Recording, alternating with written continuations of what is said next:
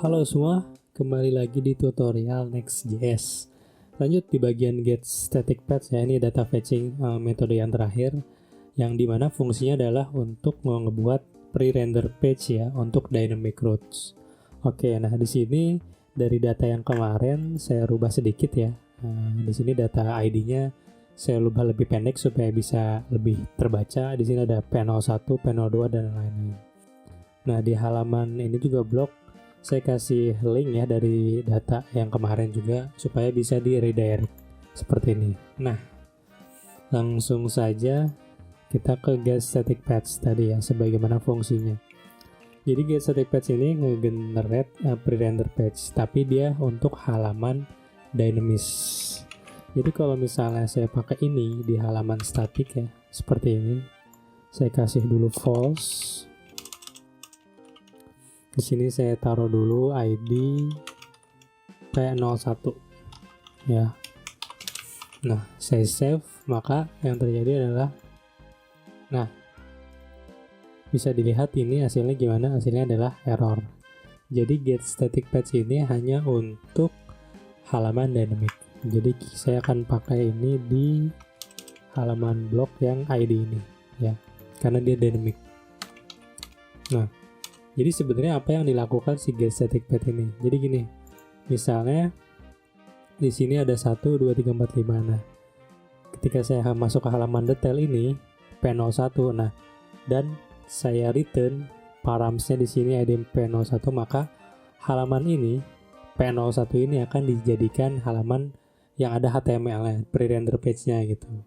Jadi get static path ini akan membuat halaman pre-render sebanyak data yang ada di dalam paths-nya ini. Misalnya saya tambahkan lagi P02, nah otomatis nanti akan ada dua halaman dengan si ID-nya P01 dan P02.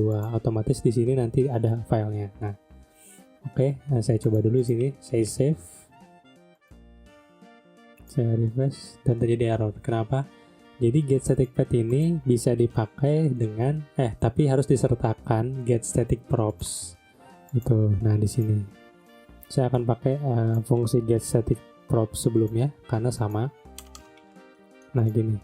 Jadi kalau tadi get static path ini untuk nge-generate masing-masing halaman.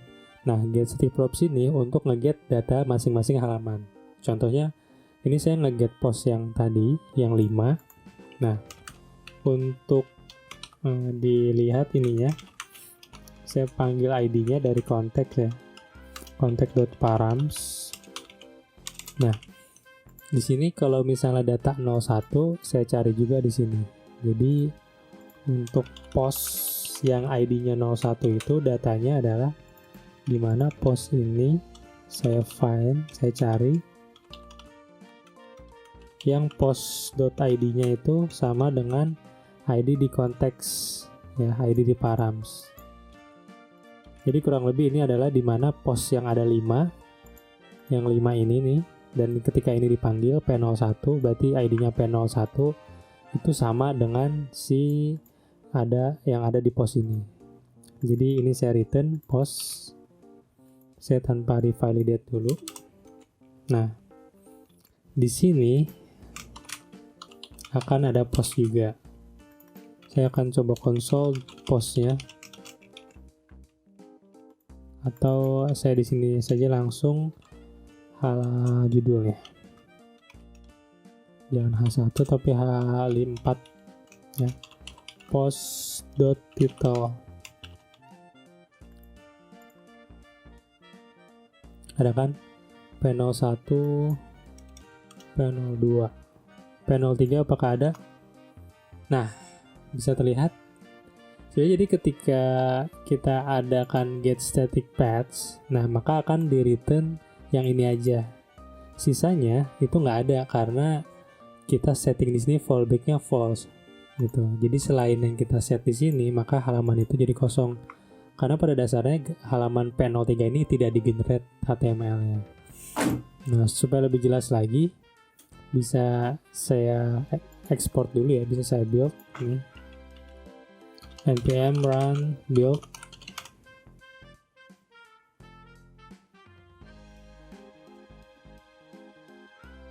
Nah, saat udah jadi, kita di sini folder next, server sama page. Kalau di halaman blog ada P01 dan P02, ya kan? Makanya itu si P03 ini nggak ada, ya kan? Nah, makanya. Terus kalau gimana supaya kita nge-generate page itu secara dinamis? Nah, sama juga di getStaticPath bisa dilakukan fetching data. Jadi di sini saya akan nge-generate page dengan halaman dengan ID 01 sampai 04 ya. Maka di sini saya akan ini post.filter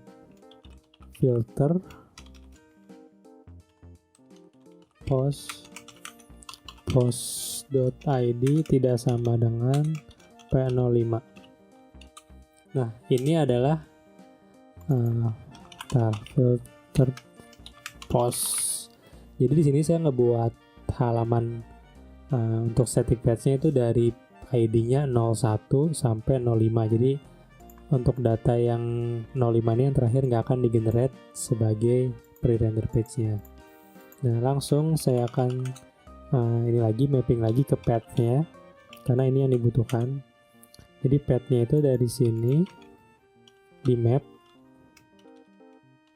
post. Nah, di returnnya adalah sini params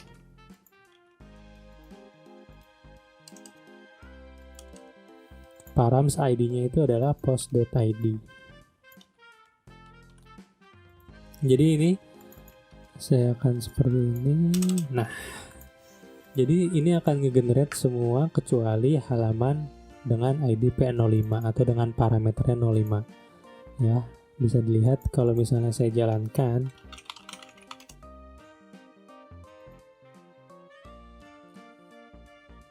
P03 ada, P04 ada, P05 nggak ada, ya kan?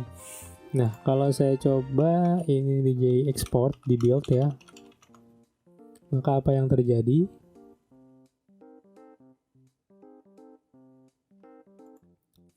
Maka di sini di next server page block ada P1, P02, P03 sampai dengan P04, P05 nggak ada.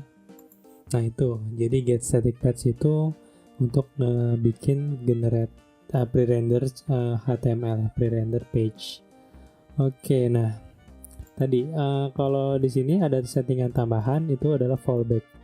Fallback ini kalau di false, maka untuk ID yang tidak ada akan di return halaman 404 ya, seperti ini. Ya karena kalau misalnya dia di true, maka untuk P05 ini, nah ini kan datanya masih kosong sebenarnya. Jadi saya ini dulu, saya coba tanpa halaman titelnya ya. Nah, kalau misalnya kita fallback-nya true, yang terjadi adalah si halaman P05 ini yang tidak ada, nanti datanya akan sama juga di fetch melalui ini kayak getStaticProps, akan tetapi dia ada masa masa tunggunya, ya kan? Karena nge-fetch dulu, makanya tadi error kan, karena saat itu postnya belum ada. Di sini saya coba console log post deh, P05, ya kan? Nah, jadi di sini ada masa dia undefined dulu, udah gitu baru Next.js di background nge-generate page-nya untuk ID yang belum ada gitu. Tapi kalau misalnya di sini P04, maka langsung tidak ada undefined, ya kan? Kalau P05 karena tidak di setting, jadi ada undefined dulu, undefined baru di generate page-nya. Seperti itu. Nah, kurang lebih itulah fungsinya getStaticPath. Jadi ini biasanya digunakan untuk nge-generate page yang static ya, dan juga dinamis, sebenarnya dinamis tapi nanti menjadi pre-render. Nah, kurang lebihnya itu getStaticPath. Semoga bermanfaat dan terima kasih.